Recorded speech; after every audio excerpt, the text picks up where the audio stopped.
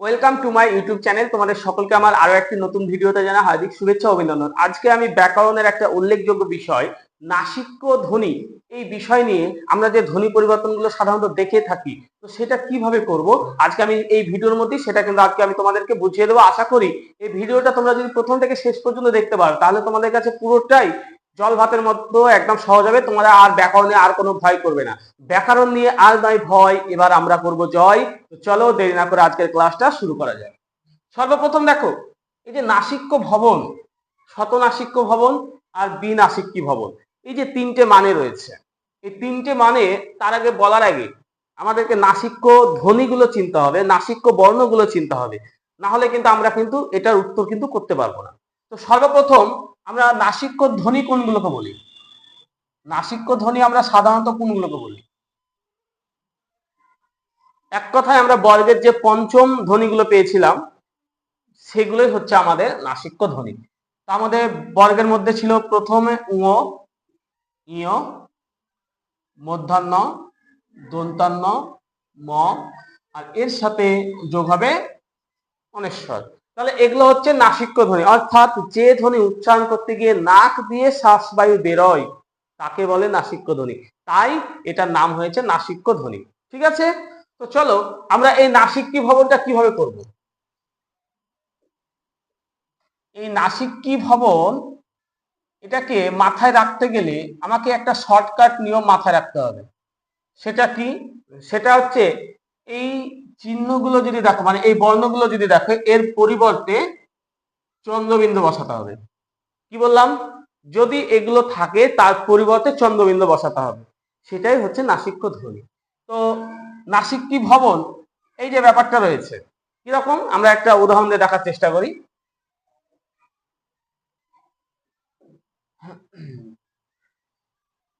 আচ্ছা, এখানে দেখো আমি লিখলাম হংস। আমরা হংসকে কি বলি? হাঁস। হংস মানে কি? হাঁস। দেখো এখানে এই অনেশ্বরের কারণে এখানে কিন্তু চন্দ্রবিন্দু চলে এসছে, তাই এটা হচ্ছে একটা নাসিক্য ধ্বনির উদাহরণ। প্রত্যেকে বুঝতে পেরেছ? ঠিক একই রকম ভাবে আমরা আরেকটা উদাহরণ লিখি, দন্ত। দন্তকে আমরা কি বলি? একদম সুরাজ, দাঁত।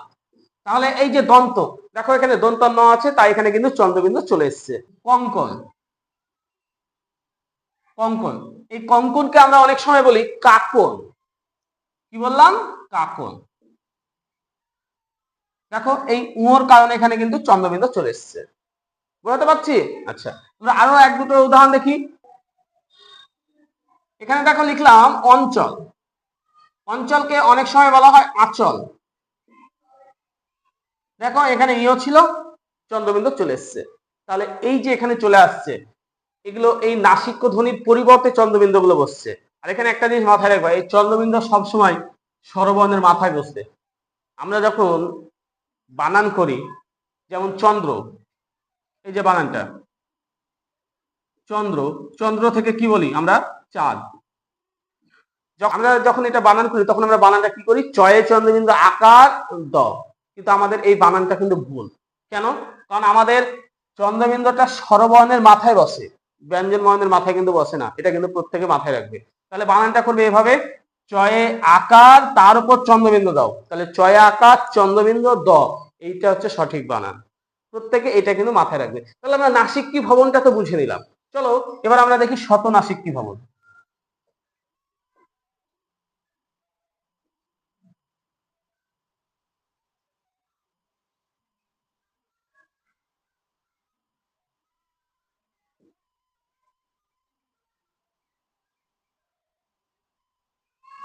শতনাসিক্যী ভবন এই বিষয়টা কিরকম?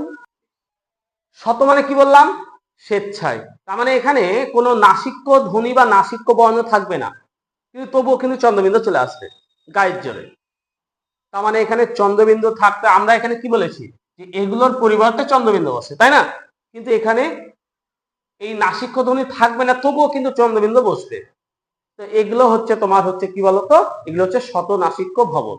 তো চলো এই শতনাসিক্য ভবন উদাহরণগুলো কেমন।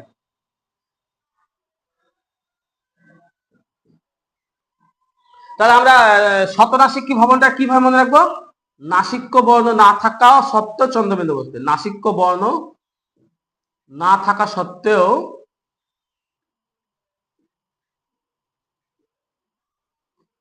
সত্ত্বেও চন্দ্রবিন্দু বসবে। এটা হচ্ছে শতনাসিকী ভবনের একটা পারফেক্ট একটা সংজ্ঞা বলা যেতে পারে। তো এবার এখানে আমরা কি কি উদাহরণ পাবো একটু চলো দেখার চেষ্টা করি। যেমন 1 নম্বর আমরা পাবো অক্ষী। আচ্ছা, অক্ষীকে আমরা বলি আখি। দেখো এখানে কোনো নাসিক্য ধ্বনি আছে বা নাসিক্য বর্ণ আছে? নেই, কিন্তু তারপরেও কিন্তু চলে এসছে কি চন্দ্রবিন্দু। তাহলে এখানে ও নিজে নিজেই চলে এসছে, ওকে কিন্তু আমি নিয়ে আসিনি, ও নিজে নিজে উচ্চারণের সাথে চলে এসছে। আমরা যদি দেখি আর একটা উদাহরণ, এখানে ধরো আমরা আর একটা উদাহরণ দেখলাম কুঠির। কুঠিরকে বলা হয় কুড়ে। দেখো এখানেও নাসিক্য বর্ণ নেই, তবুও কিন্তু চলে এসছে চন্দ্রবিন্দু। আমরা আরো একটা যদি দেখার চেষ্টা করি, স্টক। স্টককে বলা হচ্ছে ইট। দেখো এখানেও চন্দ্রবিন্দু চলে এসছে। তার মানে কি এগুলো সব নিজে থেকে স্বেচ্ছায় চলে আসছে। যদি এরকম নিজে থেকে স্বেচ্ছায় চলে আসে নাসিক্য ধ্বনি না থাকা সত্ত্বেও, তাহলে সেটা হচ্ছে শতনাসিকী ভবন। এবার চলে আসো আমরা বিনাসিকীটা একটু দেখে নিই।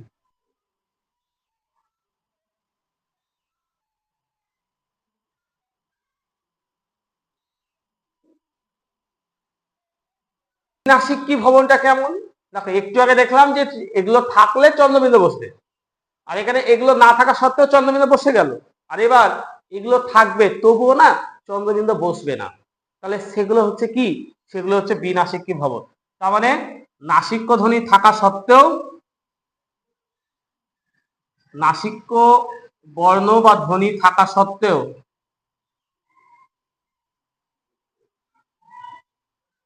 চন্দ্রবিন্দু বসবে না। এই কথাটা যদি আমরা মনে রাখতে পারি তাহলে কিন্তু আমাদের হয়ে যাবে। যেমন এক্সাম্পলের মধ্যে আমরা পেতে পারি শৃঙ্খল। শৃঙ্খলকে আমরা বলি শিকল। দেখো এখানে কিন্তু ও নাসিক্য ধ্বনি ছিল, নাসিক্য ধ্বনি আছে তো, দেখতে পাচ্ছ তো এখানে নাসিক্য ধ্বনি আছে, কিন্তু তবুও কিন্তু এখানে চন্দ্রবিন্দু বসেনি। তাই এটা হচ্ছে বিনাসিকী ভবন। চলো আমরা আরো একটা যদি দেখার চেষ্টা করি, মঞ্চ। মঞ্চ থেকে হচ্ছে মাচা। দেখো এখানে ইও আছে, তবুও কিন্তু আমরা কিন্তু এখানে কিন্তু কোনো চন্দ্রবিন্দু বসাইনি। তাহলে বোঝাই যাচ্ছে এভাবে নাসিক্য ধ্বনি থাকবে কিন্তু চন্দ্রবিন্দু বসবে না, সেটা হচ্ছে বিনাসিকী ভবন। আর যেখানে নাসিক্য ধ্বনি নেই আবার চন্দ্রবিন্দু গায়ের জন্য বসে যাচ্ছে, সেটা হচ্ছে শতনাসিকী ভবন। আর যেখানে নাসিক্য ধ্বনি আছে আবার চন্দ্রবিন্দুও বসছে, সেটা হচ্ছে নাসিক্য ভবন। এই যে কথাটা মনে রাখতে পারলেই তোমার কিন্তু কেল্লা ফতে। তো আরো আমরা একটা দুটো উদাহরণ দেখার চেষ্টা করি। আর একটা উদাহরণ টঙ্কা। টঙ্কা মানে হচ্ছে টাকা। দেখো এখানে উ আছে কিন্তু এখানে কিন্তু কোনো চন্দ্রবিন্দু বসেনি। তাহলে প্রত্যেকেই তোমরা কিন্তু বুঝতে পারছো যেগুলো খুব সোজা। তোমাদেরকে আর ভয় লাগছে ব্যাকরণ নিয়ে? নিশ্চয় নয়। বা শুনে খুব ভালো লাগলো। তো বন্ধুরা কেমন লাগলো আজকের এই আলোচনা সেটা অবশ্যই তোমরা কমেন্ট করে জানাবে। যারা এখনো এই চ্যানেলটিকে সাবস্ক্রাইব করনি তারা অবশ্যই এই চ্যানেলটিকে সাবস্ক্রাইব করে দিয়ে এই চ্যানেলের সঙ্গে জুড়ে থাকবে। যদি ভিডিওটা ভালো লাগে তাহলে অবশ্যই একটা লাইক, কমেন্টস ও বন্ধুদের মধ্যে শেয়ার করবে। আর পরবর্তী তোমাদের কোন ভিডিও লাগবে সেটা অবশ্যই কমেন্ট করে জানাবে। আমি আমার সাধ্যমতো তোমাদেরকে এইভাবে নিত্য নতুন ভিডিও খুব সহজ টেকনিকের মাধ্যমে করিয়ে দেওয়ার চেষ্টা করব। তো চলো আজকের মতো এটুকুই, দেখা হচ্ছে পরবর্তী কোনো ভিডিওতে, ততক্ষণের জন্য ধন্যবাদ।